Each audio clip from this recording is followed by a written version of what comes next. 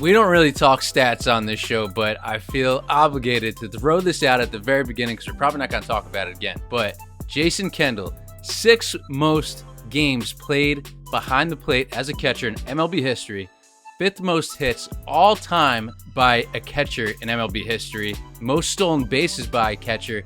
Dude, you are an absolute stud. So, Jason Kendall, thank you so much for hopping on the show, brother. I know, Matt. I appreciate it. Thanks for having me, and should be a good talk. No, yeah. So, like I said, we don't really talk stats all too much and everything. Just kind of get to know the person a little bit more behind the player. And your Instagram bio right now reads, of course, baseball player, former baseball player after 12 years in the big leagues, but show 4 kids. How's the dad life? No, you know what? I love every part of it, and we were just talking about your little dude Miles. So enjoy it because it does go by quick. And now that I'm older, my baby girl, she is. Kansas is a little bit different. That's where I'm at right now. And she had her permit, but now she can drive to school, church, or a practice. And it just scares the heck out of me. So we were talking earlier today, and that's what I was doing. I was making sure, all right, you got your license. Now you're going to follow me up to school. And anyhow, so you talk about like having a hard baseball was easy. This parent stuff, you just got to wing it. So with her driving now, is that going to help with some of the chauffeuring around town? Like, do you have to do all 4 kids still, or what? What's it looking like? She's the youngest. She's the youngest. So I got 3 boys. I got 2 seniors in high school and a junior in high school, and my baby girl's a freshman. So no, now I really need to find something to do because I'm not the soccer mom chauffeur or whatever you want to call it. So. But no, you know what? Enjoy that part too, because it goes by so quick. And my parents were right, and that it does go by quick. So enjoy that right now. No, for sure. Definitely try to take in every day as much as possible, each moment. And you're a great dad yourself. I mean, even in addition to driving your kids around, you're even just throwing some BP to your son, which you have a cage at the house. That's pretty cool that you have that. Is that in the basement somewhere in the backyard? Where is it? No, you know what? I told my wife, I said, so we built our own house, and I said, do whatever you want. I said, I want a weight room in the master bedroom, and I want a cage down at the bottom or in the basement. I mean, my wife's amazing. She did it.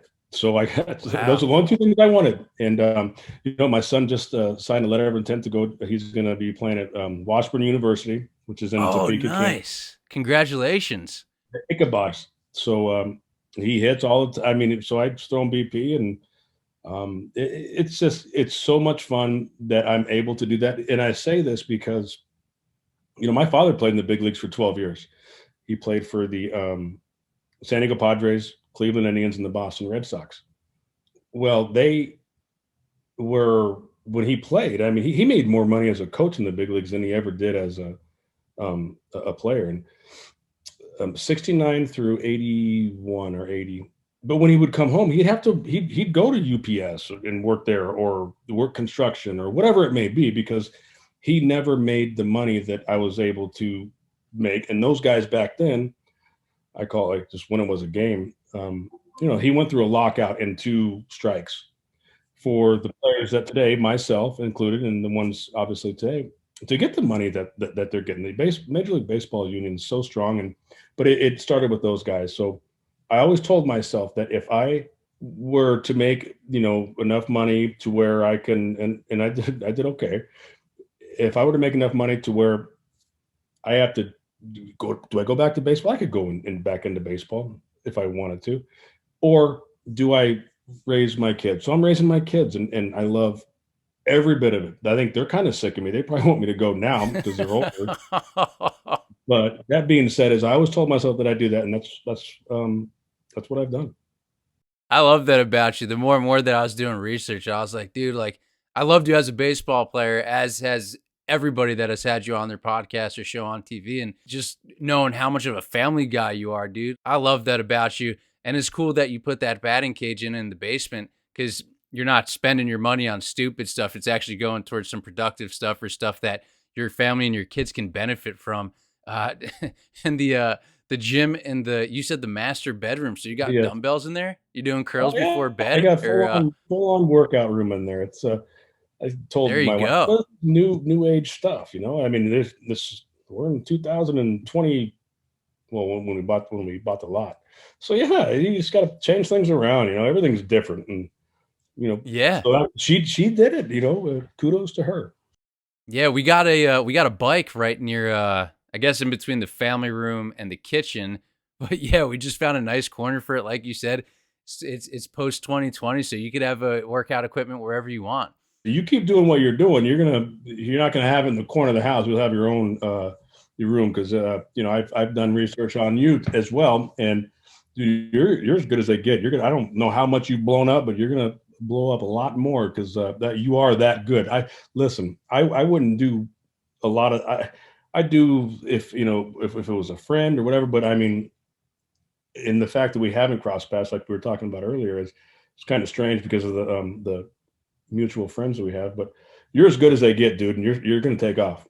No, I appreciate that. I really do, and thank you so much for the kind words. And it's dudes like you that make this job so fun, and again, just connecting because there's so many good people in baseball. You know, it's we were kidding around before about your playing days, which we'll get to. Is that people have this sort of idea of how somebody could be, but once you actually get to know them, you're like, wow, you're cool, you're badass. You know what I mean? I guess that's kind of a perfect segue. Just everybody that we have on the show. I always like to try to give a little bit of background how they got into baseball and sports and growing up. Like you mentioned, your dad, Fred, big league catcher. You grew up in California, dude. That's pretty cool, man. That's a cool beginning to your life. But was baseball always in your blood in terms of what you love to do, or were there other sports that you wanted to take part in? I know you were a big football player in high school, but growing up, like the very, very beginning, what got you into baseball? And, you know, that's a good question, and I get asked that a lot. Is it's I grew up in a locker room, and you know, what's funny is that, and I knew ever since I was old enough to know, however, whatever age that was, that's what I wanted to do. That's what I was going to do. I didn't have a backup plan. I didn't. I was going to do that. I didn't have like, okay, hey, I'm going to go into you know the medical industry, whatever it may be.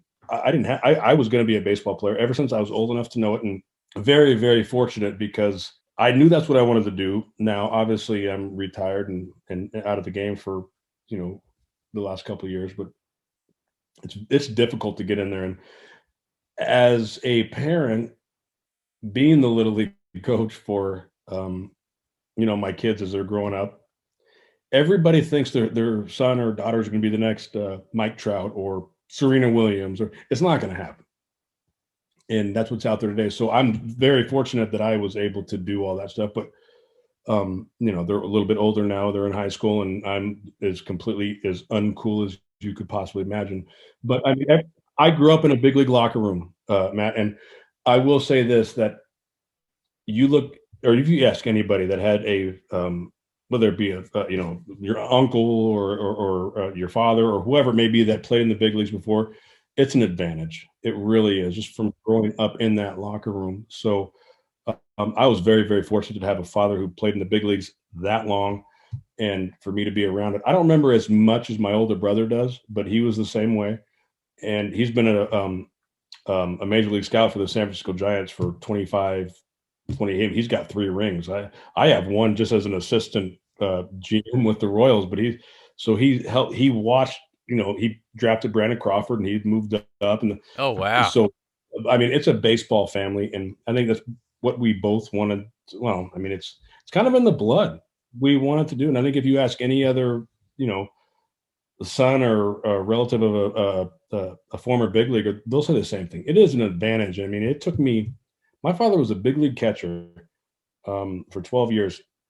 And it took me a good 3 4 years to figure out how to call a game. And I had that much more of an advantage of it because I grew up in that. And, you know, when I was playing, he was coaching in the big leagues, but he was with it was Buddy Bell. So he went to the Tigers, the Rockies, and the Royals.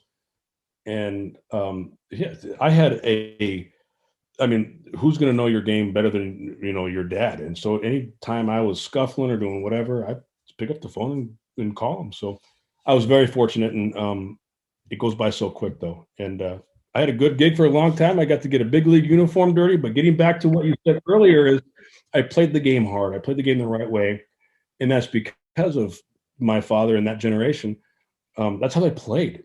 So I have there's a lot of people that I meet will say, "Man, you were just an a-hole." Well, I was when I played. I'm the nicest guy in the world, but when I played, well, I was a bastard without a doubt. I wouldn't do anything to ever embarrass my name, embarrass the city that I played for, or my teammates. But if someone did something to one of my teammates, whatever, let's go. I mean, so that's the persona, or that's what people, that's what a lot of people think of me, is that I'm just this big jerk, but I'm just a dad trying to figure it out. And now that I figured it out, I'm very uncool to my kids.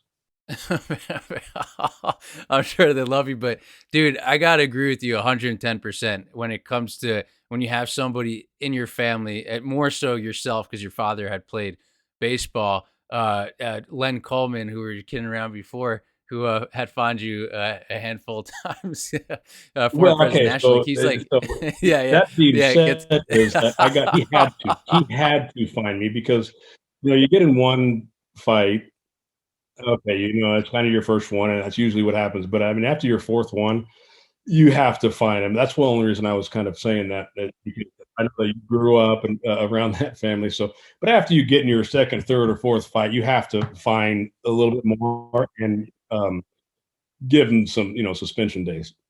Yeah, no, big time. Yeah, I've definitely heard a funny story or two, but like, yeah, no, just like you said though, like when you grow up around that, he's been like a father figure to me. So when you grow up around that, you just whether it's just kind of like the lingo, the baseball lingo, right? Or just how to act in the clubhouse, how to just act around athletes or whatever or whoever it may be. You kind of learn from a young age that there is a certain way about a certain sport or a certain lifestyle. In this case, for you, it was baseball. So that's cool that you had your immediate, obviously, father be in the big leagues and yeah, I played baseball and outside of playing football in high school, you're a great quarterback, and you said that helped a lot with your speed. So, which obviously translated into the baseball field later on. But ping pong, dude, that helped with your hand-eye coordination. When did you pick up ping pong? You know what? It was one of the things that my parents bought. I was maybe in fourth grade. My parents bought us a ping pong table, and or Santa brought us, got us a ping pong table. And um, hearing my mom and dad talking about how they put it together is a completely different but hilarious story. But no, Santa brought us a ping pong table, and we just always played. And we were a very competitive family. So my dad, myself, my brother, even my little sister. I mean, we'd go and just play ping pong, and it got to the point to where I got good, and I got really good. And then I'm putting my brother, my dad away, and they were very good as well. And I always say that I think I was in the fifth or sixth grade. I was offered to go to the U.S. because there's like a city park thing, and like a park down the street or whatever it may be, and it was just a ping pong tournament day. I won by far. And somebody saw me and said, like, you want I'm in, okay, now let's not get too far ahead of ourselves, but I'm like 10 years old, and would you want to go to the junior Olympic tryouts? And so I always use that, like, I could have been a Olympian ping pong player, but so I don't, but I do to this day, and I tell a lot of people this in baseball, and I'm sure it's something that we'll get to later on, but the eye-hand coordination of a Major League Baseball player is so unbelievable. I mean, just the fact that you can get there, but that's how I swear that's how I got the eye-hand coordination I need, because it was every day. It was every day, whether when my dad would get home from work or my brother would get home from school, whatever it was, we would just play. And I maybe I'm wrong. I don't know, but I will always credit that to the eye-hand coordination that I had when I was a big league ball player. Amazing. And did you ever have any of those fun times where the paddle slips out of your hand or you knock out like a tile in the ceiling or something like that? Did you ever have to replace or fix up any of the walls or doors down there? That's a great question. I'm sure we had. I'm sure. Yeah, me and my brother. If my brother beat me, then I probably threw something somewhere because he's my older brother or whatever. But he didn't really beat me that much. Yeah, I'm sure I did. I can nothing off the top of my head. So we're all right. Yeah. So you're in high school, you're playing baseball, you're playing football. Then the Pittsburgh Pirates come calling in the 1992 MLB draft in the first round. Dude, that's pretty wild, man. That's every kid's dream who plays baseball. No, without a doubt. And I mean, being from California, they obviously they are. I think last year was the first year that they are televised it, or maybe the last couple of years. I don't know, but it was. We had the Mighty 690 in LA that we had on a. Most kids don't even know, like a regular radio, and that's how I listened to it. So my mom and dad let me take the day off of school, so my brother stayed home. Or actually came home from he was playing baseball at San Diego State, and had a couple buddies over, and they got a call. So it was 23rd pick, and they called me or whatever, and then we went surfing. We went out. Nice. We went night surfing. And that's exactly what I did. And it was I had about 3 or 4, 5 buddies. I don't know what it was, and and then the next day they came over, and my parents obviously sat down with the Pirates, the scout and the brass, whatever you want to call it, and I wanted to play. I wanted to play, and they said, "You know what? You can do what you want to do." Now, this is in '92. Do what you want to do, but your college is going to be paid for. And I was going down to San Diego State with my brother to play ball there, and I said I want to play. And they said, "Oh, you know what? Call it. Make sure in my contract, college is taken care of, and I could still go back to San Diego State right now for free if I wanted to. I will not do that." Yeah. Well, hey, now that you don't have to drive the kids around, maybe that could be the thing that you, you fill the time. Still not going to go back to school. I can't even do my kids' homework, to be honest with you. And so, wait for that. Hey, Matt, wait for that, because when that pops up, you'll be like, "Honey, I promise you." Oh man, I was bad at math, so I can only imagine how that homework's gonna go down. Wait, so that's awesome though, man. Like, so you get drafted and you just go surfing. So you probably have some pretty cool throwback Thursday photos somewhere in that back pocket of yours. Any recreations of the Endless Summer movie poster we might see out of you coming soon, anytime soon, or what? They didn't even have cell phones then, man. There ain't no posters. I mean, they didn't have cell phones till '96, and that was like the year. I think that's the year that I broke in. So no, there's no pictures, no anything. It's just like, here, you sign it. And my parents, I was 17 because I didn't turn 18 until June. And I'll never forget, my friends all went on Friday. We graduated on Thursday. Saturday, they left for Mazatlan, Mexico, or something like that, the senior trip. And I left Friday for Bradenton, Florida, 17 years old. And they go, "Oh, yeah, someone's going to pick you up." I'm like, "Who's going to pick me up?" Some guy is like, "Hey, you Jason?" And I'm like, "Yeah, we're going to Pirate City." With the Pirate City, there was 3 payphones. You had 4 roommates on 2 bunk beds, and it was hot as can be. And these pterodactyl mosquitoes, if you're waiting outside for the, Oh, dude, no thanks. oh, they're this big. Yeah. So that was my first experience. I'm like, what am I doing? I should have gone to college, but things worked out. So you said things worked out. It's crazy because you got drafted in '92 and you made your big league debut in '96. And was it those? I know you said before that it took you about 4 to 5 years to actually learn how to call a game. Was it that 4 year span that you were kind of referencing to in a past interview, or was it beforehand about learning how to call a game? Because it matched up year wise. Yeah, no, you know what? There's so much that goes on to it or into it. I'm sorry, and from watching a hitter's feet, obviously, it's going to depend on who's pitching. Is it a hard sink here? Is it lefty? It depends what they have that day. Your 300 hitters, your all stars, your Hall of Famers, they adjust pitch by pitch.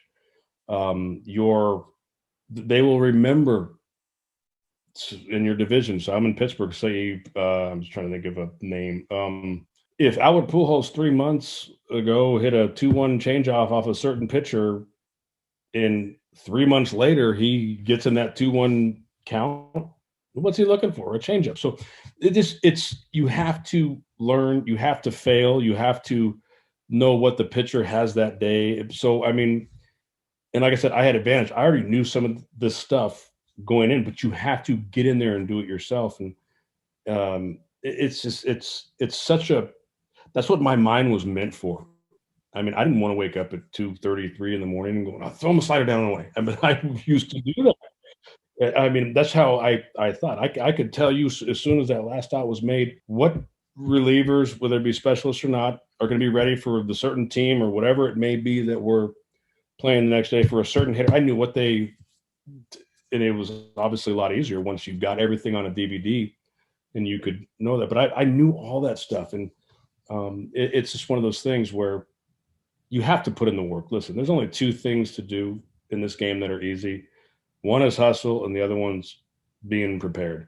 Nowadays, you can just click a button, and all the information is right there. It's just a matter of, do you want to soak that in and take it out? Sometimes it works, sometimes it doesn't work. But when it pops up, you're ready, and you're not in a panic mode. Well, so you yourself definitely were ready when you got the call, because you went straight from Double A to the big leagues. You ended up being the Sporting News NL Rookie of the Year, All Star, like all this crazy stuff. And I just love that that you were extremely confident, but also extremely aware of being a great team player. That's everybody's teammate's dream, to have that type of person.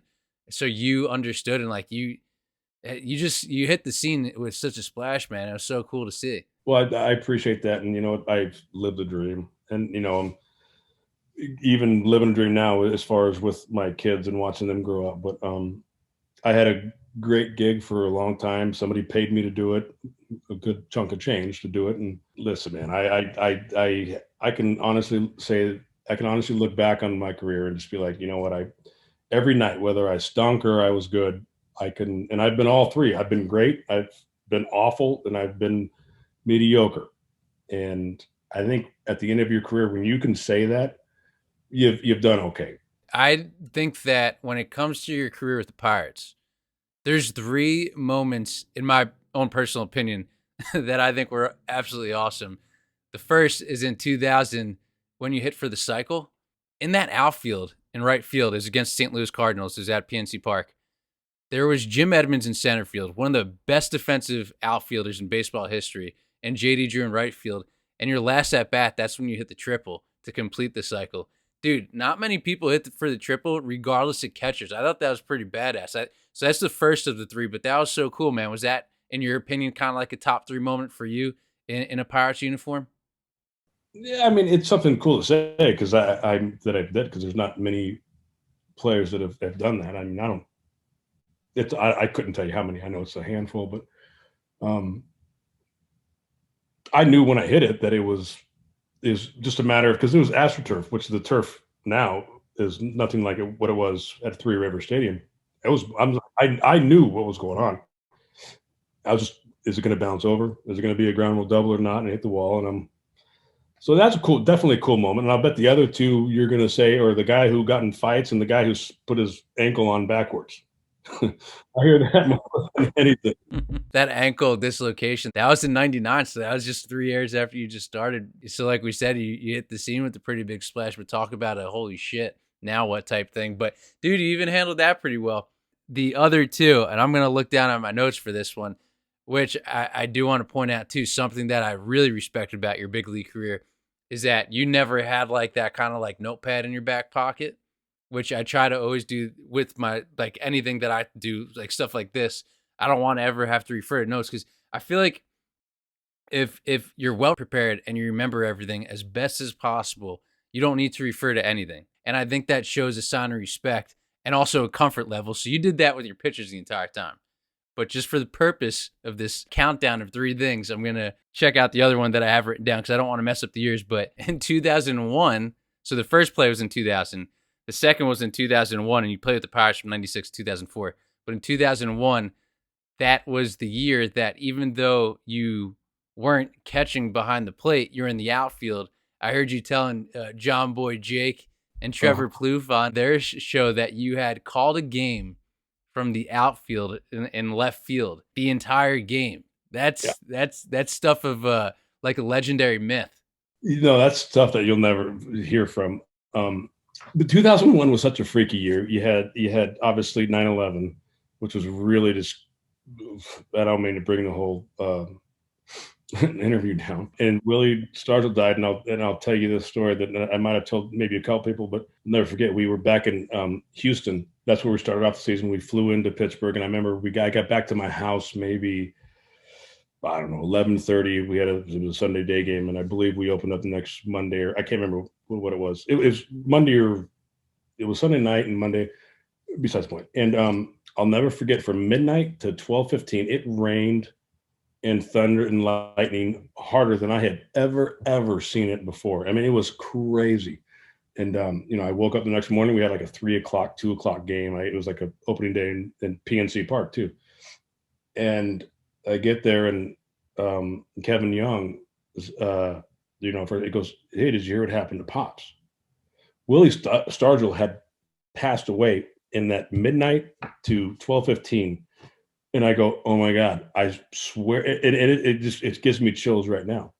And I swear it was like the damnedest thing. And I found that out. And so they just revealed Stargell's statue there, and obviously he passed away. So getting to the Alpha thing is, and I'll never forget this.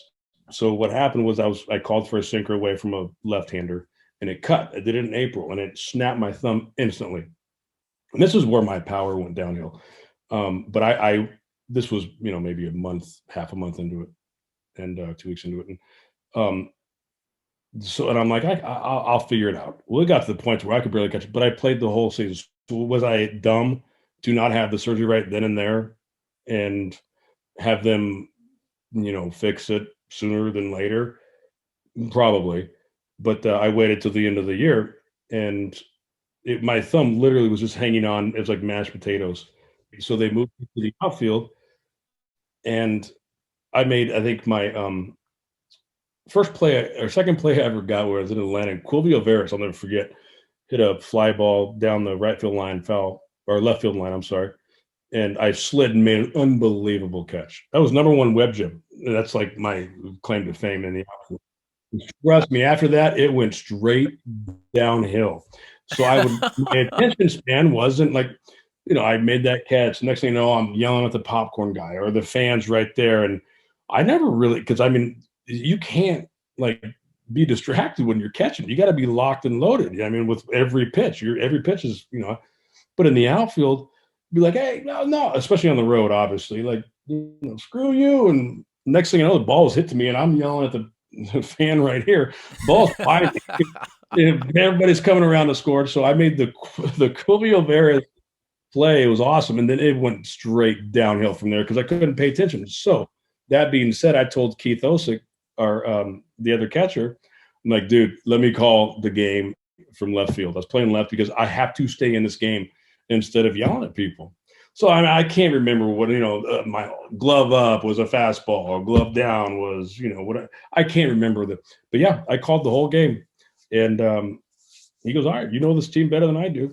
But the Pirates were giving me time off from the pounding on the glove from catching, but I could hit a little bit. I couldn't. That was the 2001 stunk, but that was, yeah. I called the game from left field. We did win. I do know that, but my thumb was still mashed potatoes.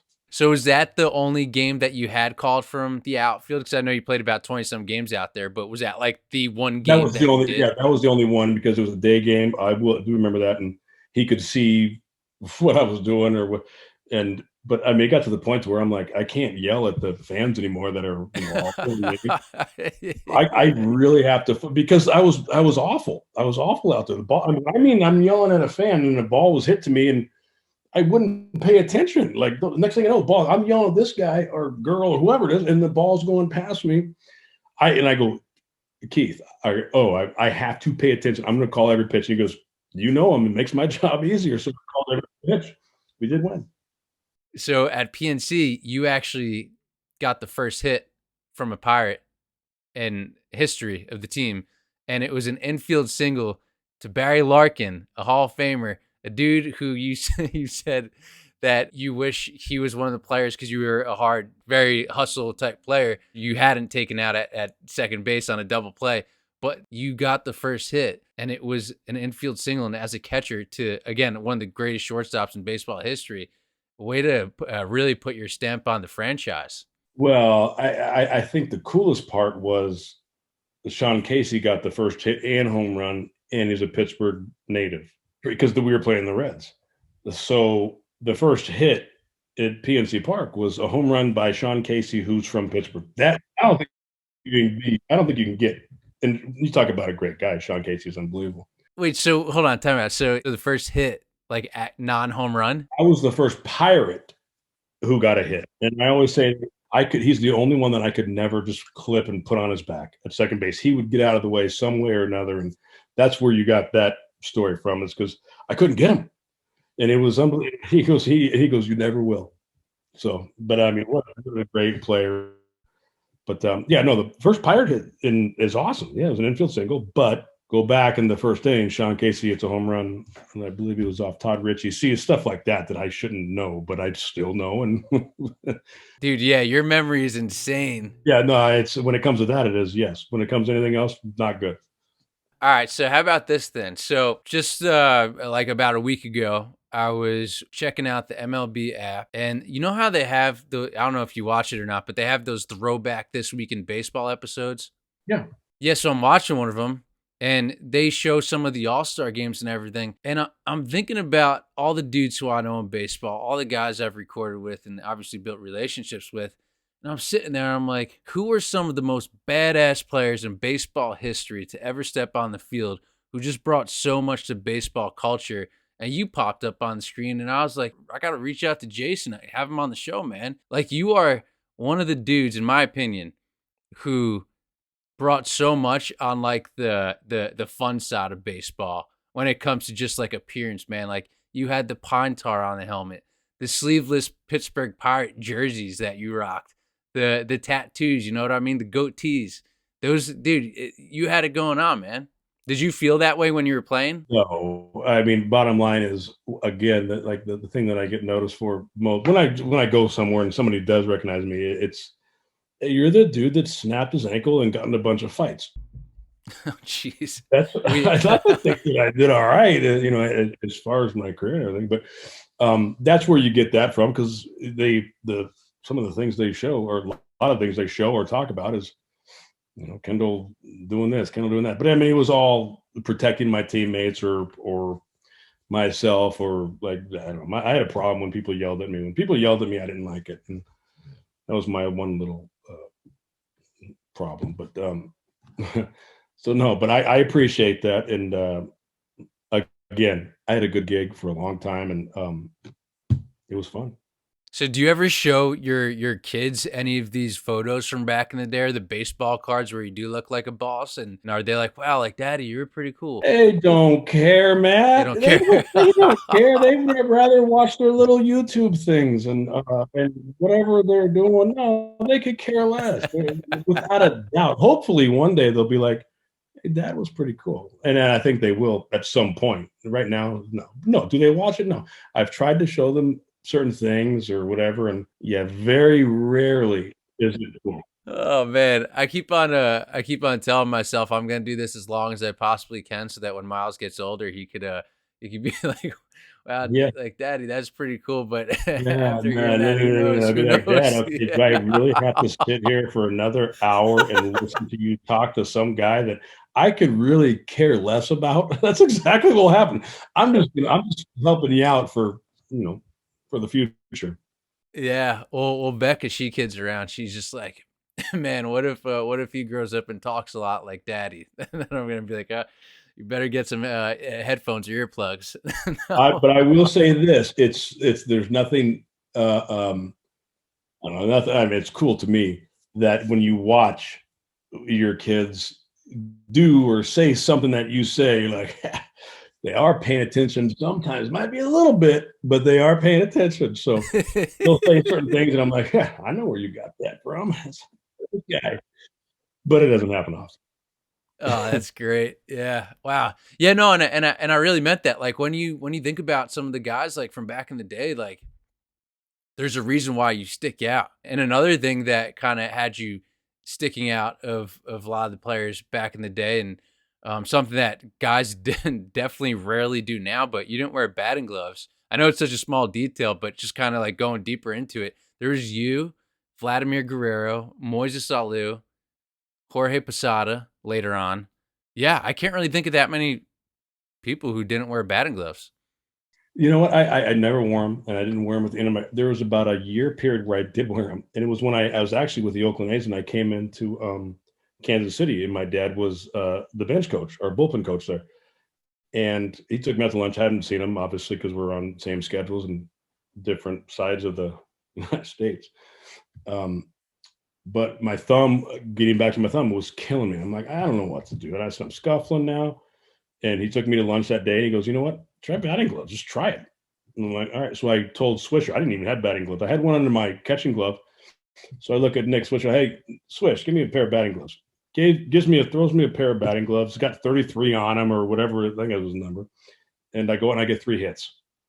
You better believe it. I'm wearing the damn gloves the next day after that. And so I ended up wearing them through the playoffs and started the following year. But that was all my dad. He goes like, and I'll give you a funny story about this. So I'm scuffling again. He's with the Colorado Rockies, and he comes to town in Pittsburgh at Three River Stadium before PNC Park. And I said, Dad, he's staying with me. And I'm like, I'm scuffling. I'm like, for my last 20 or whatever it may be. And Pedro Stasio was pitching that day. Wow, I haven't heard that name in a while. Right. And for the Rockies, not the Dodgers. So he goes, move up 1 foot, wherever your toe hole, move up just a foot from there. And I go, why? He goes, just do it. I'll tell you after the game. And I go, all right. I hit a home run. I went 3 for 4. I think I hit a home run, or then I completely snapped out of my slump. And the next day I went back. So anyhow, after the game, we're driving back, and I go, why? What did that do? And he goes, hell, I don't know. You just changed something up. it was getting back to the batting gloves. It was something very similar. Basically, he was saying, like, your thumb's going to hurt, bro. Just wear it, but put some batting gloves on. Maybe you might do good. It's the same thing. Move whatever your toe hole is, move it up a foot and watch what happens. And I'll tell you afterwards. He had no idea, but that's how funny baseball is you just change something up. It feels different. It feels so much different than what you're used to that you're not thinking about hitting or your arm, you're dropping hands or whatever it may be. The mechanical part of it, you're thinking about, man, this is uncomfortable, but it takes your mind off of something completely what you've been thinking about for however long you've been scuffling. Yeah, no, totally. And like you said, sometimes like baseball players, whether superstitions or just never change. I mean, our boy Nick Swisher, last time I was with him, it was cold out, and he's actually wearing batting gloves. He was still wearing batting gloves. This was recently. So like, dude, even after the playing days, you're still rocking them. So hey, if something works, stick with it. Why not? Nick Swisher is a beauty, and I'll never forget the first day I showed up and I got traded in the offseason to Oakland, and Billy Bean walks up to me the first day of spring training when it was full team, and he goes, there's your guy. And I go, what? I go, who's that? He had the old, he had like the wristbands of like himself on it. This is first day of spring training. He goes, that's your guy. And I'm like, who is it? He goes, his name's Nick Swisher. And I'm like, is he going to make the team? Like, that's your guy. And I'm like, all right. So Dick was my dude, and I'm going to tell you what, you either love him or you hate him, but I will say this about Nick Swisher. You talk about somebody who played every pitch as hard as he could, the best he could. It was so much fun to be kind of an older veteran guy with Nick. Yeah, I busted his balls a bunch of times, but watching him play every day and just getting better and better and better. And obviously the talent was there. I mean, heck, I think they named Ohio State baseball field after him or something like that. But him play every day, he played the game the right way, and I couldn't be more proud of Swish. Like I said, he rubbed a lot of people the wrong way, rubbed me the wrong way sometimes, but I love him. So I'm a big Swisher fan. No, same, big time. We've done a bunch of videos together and every time we link up, it's always a great time, great energy. But yeah, I can see what you're saying though, because it's almost like some people get a little bit angry if somebody's too happy or too That's like, but him. it's just No, like, you know what? dude, That's like him you just gotta every be day. happy. Stop being so miserable, you It's him little every bastard. day. You know what? He was there that way every day. Yeah, yeah. We did a video where we were throwing each other throwing each other marshmallows. So we were going for the world record we did this like research, and I'm pretty sure that we have the unofficial world record, but I threw a marshmallow into his mouth 120 feet away, and we started at like 15 or 30 feet, whatever, and we just kept on going.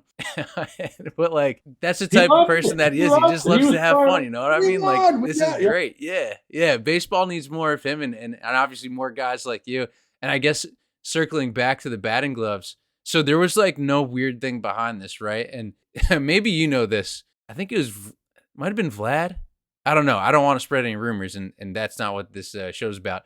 But you may have more background or information on this than I would. But was it Vlad or Jorge that the rumor was that they used to like, I guess like Moises pee Alou. on their hands? That was Moises. Okay, there you go.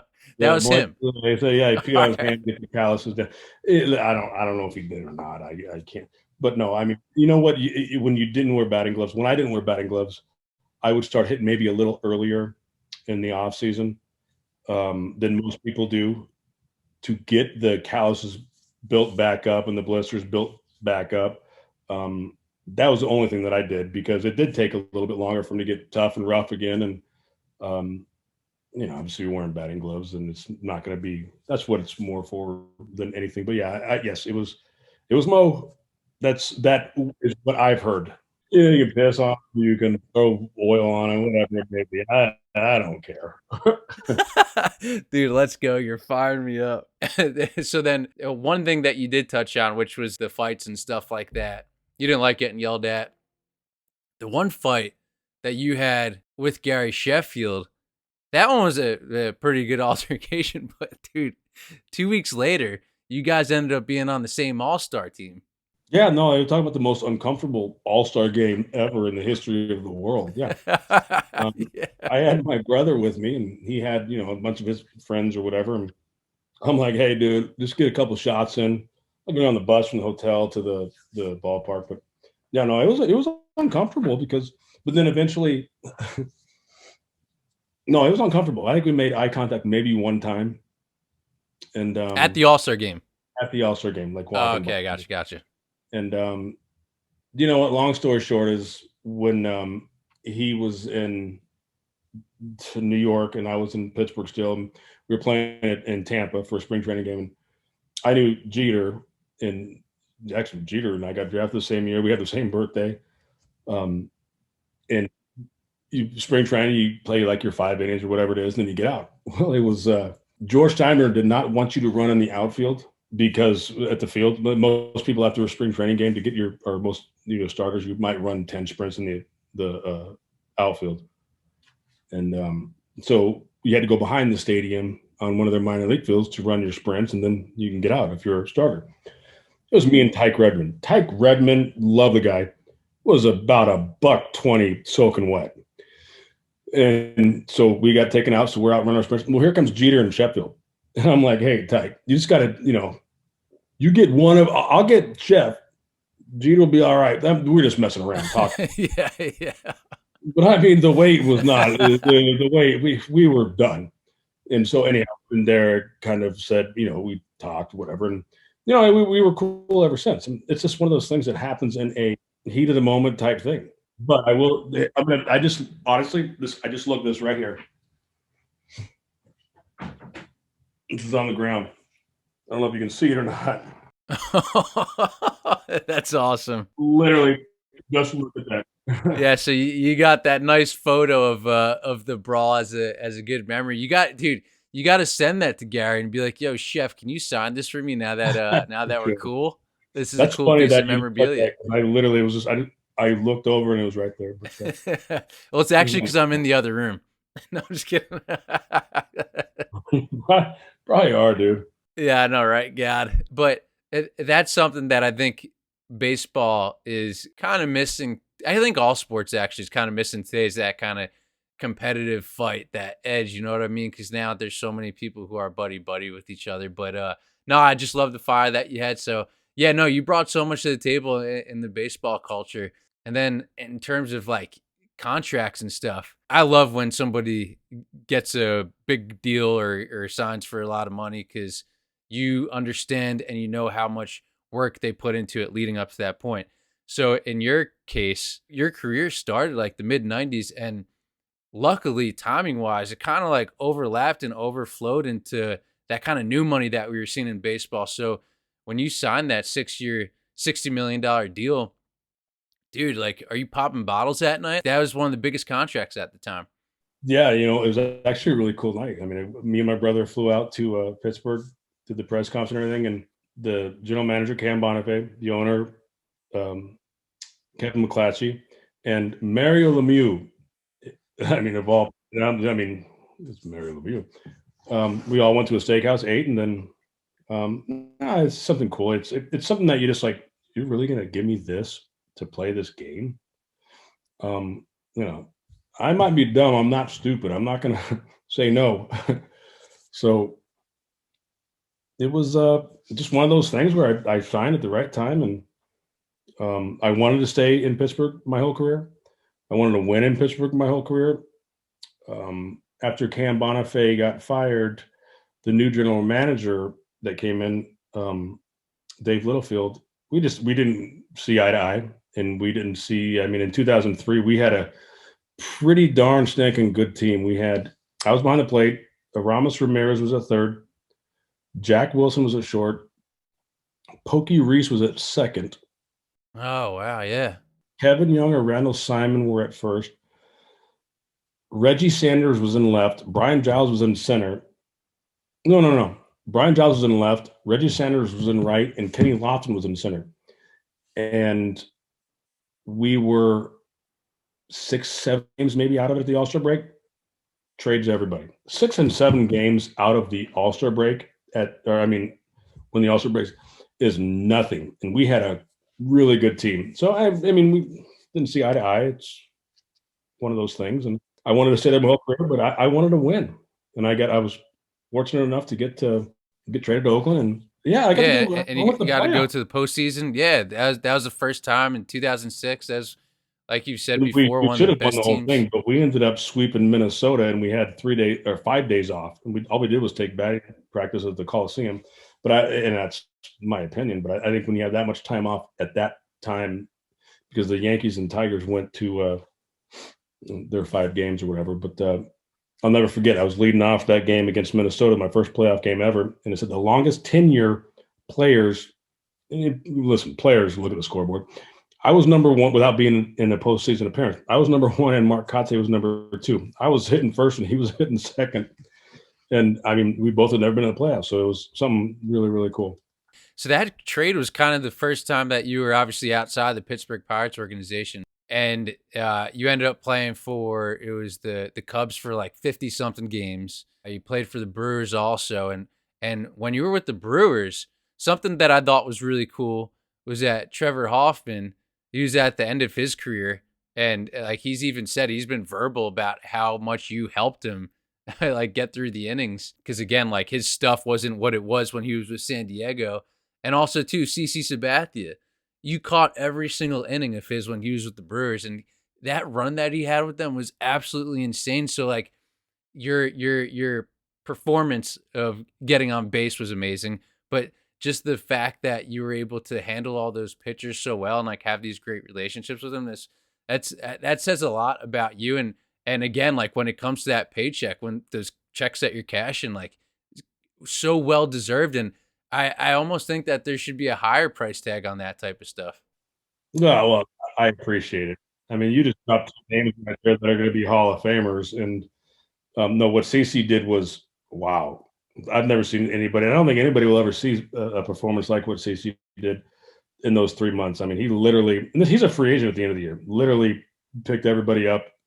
And it's funny because I did a show with him on the MLB Network a while ago, and the show got rained out. It was me, him, I think Mark DeRosa, and Matt Vasgersian.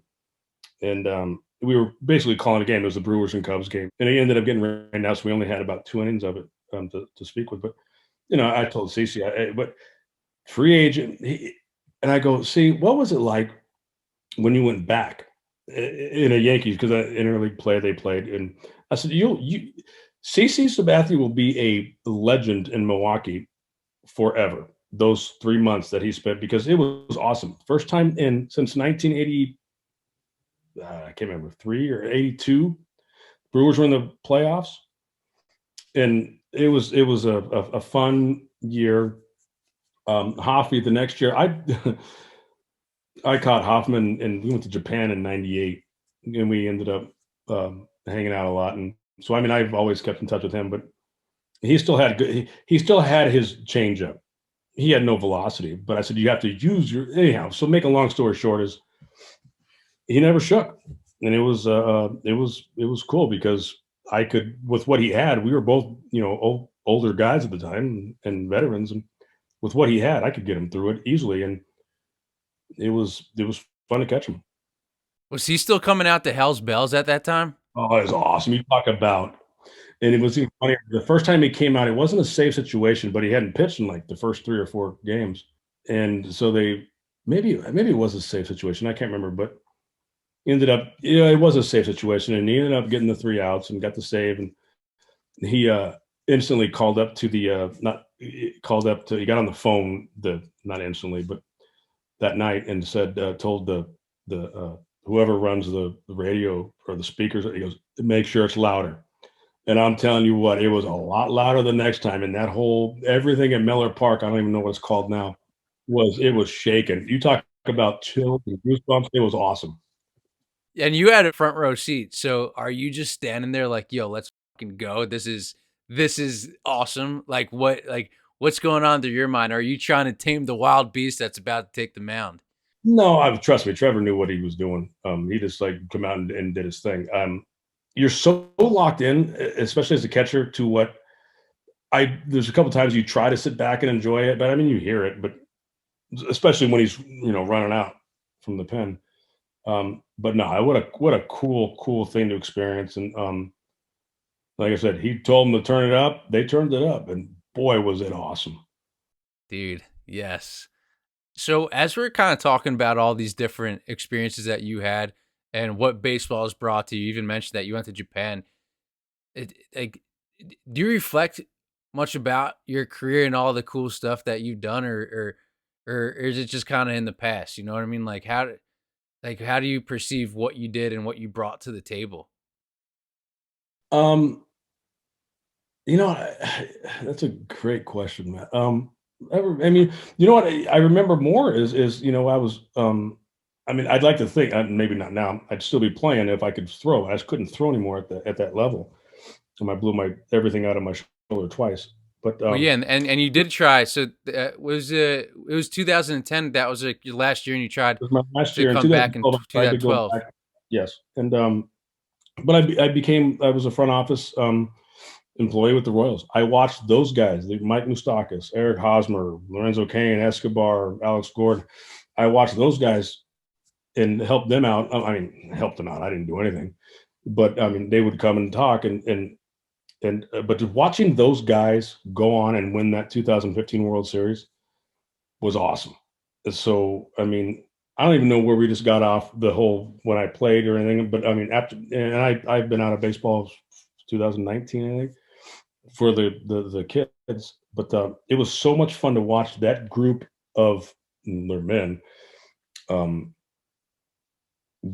watch them gel and help them out in any which way they needed. Because listen, I really, really, truly believe if you have a track record, people are gonna. I mean, if you've been there and done that, people are gonna come to you. If you haven't, they're not. I mean, as much as they. I mean, if there's only two managers that I can think of that never played in the big leagues. That Jim Leland's one of them. So I mean, that speaks for itself. And they never really played in the big leagues, but if you have that track record, players they gravitate to that more than if you don't have that. And listen, you're going to go through so many ups and downs throughout a 162 game season that you're going to need that track record. I mean, maybe I'm wrong. I don't know. I mean, the game's changed. You have to learn to change with the times. There's analytics and what I think all the analytics are is just different phrases of, but it's the same thing. But everybody's so caught up in that and this and that. And getting back to the eye hand coordination, this shift stuff. People are like, oh, ban the shift, ban the shift. How about bunt? How about what? How Yeah. about go on, work on it? But Yeah. this gets back to the ping pong and eye hand coordination. I'll give you two examples. Mike Moustakas was hitting two, whatever, got sent down. And I'm like, dude, there's nobody on the left side of the infield, bro. What are you doing? I can't bunt. I can't bunt. If you have that eye hand coordination, you can bunt. If you're in the big leagues, you can bunt, but you have to work on it. Mike Moustakas went and worked at it. Next thing you know, he's hitting 300. It's not so much as bunt. I mean, you can hit the ball that way, but you have to work at it. Brandon Moss, I heard on it was a great guy. I heard on a MLB network maybe, I don't know, maybe a year ago. He's like, oh, ban the shift, ban the shift. Brandon Moss was with the Royals for a year. And I'm like, dude, let's go. Let's go. Didn't put the work in. Never did it. Of course, you wanted to beat the shift or shit can the shift because you rolled over every time. You didn't come out and work on it, and there's nobody on the left side of the infield. So those two examples, Mike Moustakas went from 200 to three something, and Brandon Moss went from 200 to 200. Ran into some balls, hit some home runs, but never tried to work. Listen, I will say this about ball players. You go to the plate, you look up. I was embarrassed my last 5 years playing because I always thought that I better have a three in front of my average. If and you see it, and I was hitting 230, 240 my last 5 years, and I wasn't the player that I was before. But you go up and you look at the score now batting so and so, and you're hitting 202. That's embarrassing, especially when there's nobody on the left or right side of the. I mean, it's embarrassing. But at the same time, times have changed. You got to learn to change with it, but there's still you have to play the game. At the end of the day, and I don't tell this to many people, the scoreboard is going to dictate everything. If it's 2-1, go ahead and try to swing and hit a bomb in the eighth inning. I mean, to tie the game up. If it's 4-1 in the eighth inning and you're leading off and there's nobody on the left side of the infield, get on base. What do you got to do? I mean, so it just, I mean, I can go on with this all day long, but I know we're supposed to be messing around and everything and having fun, but this is the baseball part of me. No, I'm actually glad that you brought this up because when I think about you now, obviously post playing days, you have this understanding of, okay, there's all these analytics that are in baseball now, but you also have the knowledge and the experience of playing without all that stuff. But you seem like the perfect middle ground for that.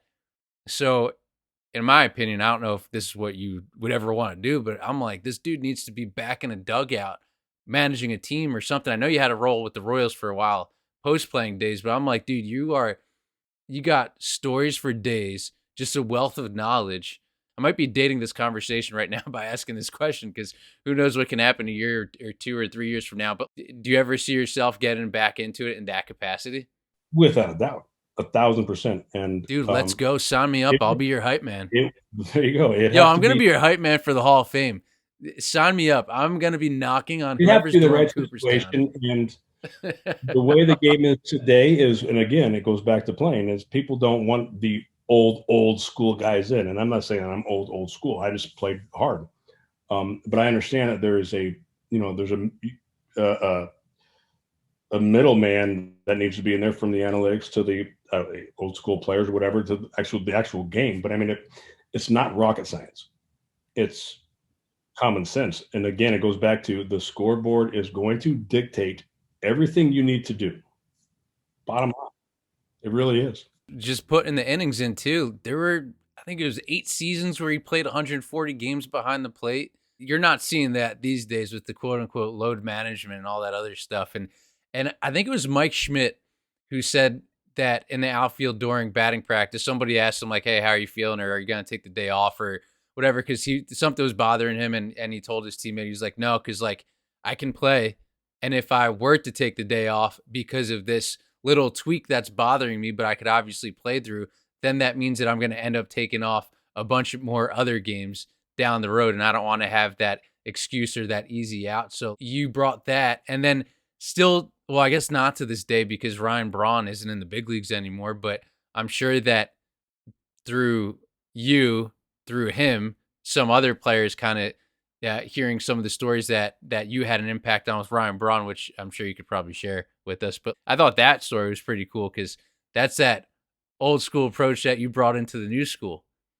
No, I mean, without a doubt. And like I said, times change, and I could sit here and I could talk to you for the next hour. I do have to go here in a a couple minutes to get food for the kids because I'm not cool anymore.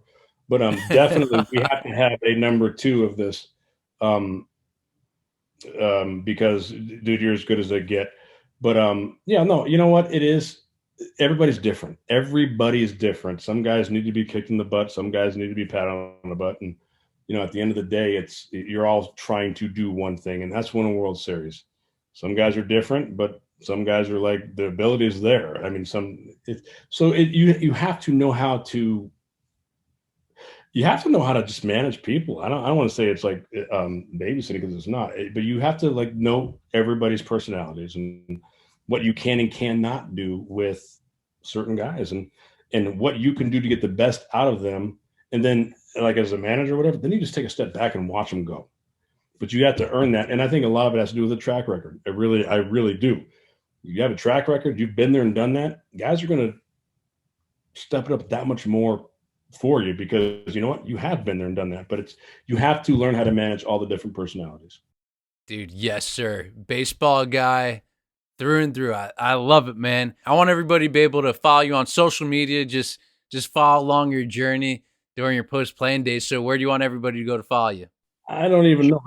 I don't even have a blue check mark on any of my things, and I've tried, and they've like. I'll help you with that. I'll I try even to. like showed up my gold card where I can go into any Major League Baseball, and I'm like, and I took a picture of that, and they just declined me. So I'm done trying to figure out the whole blue check mark thing. So I don't know. I'm somewhere out there.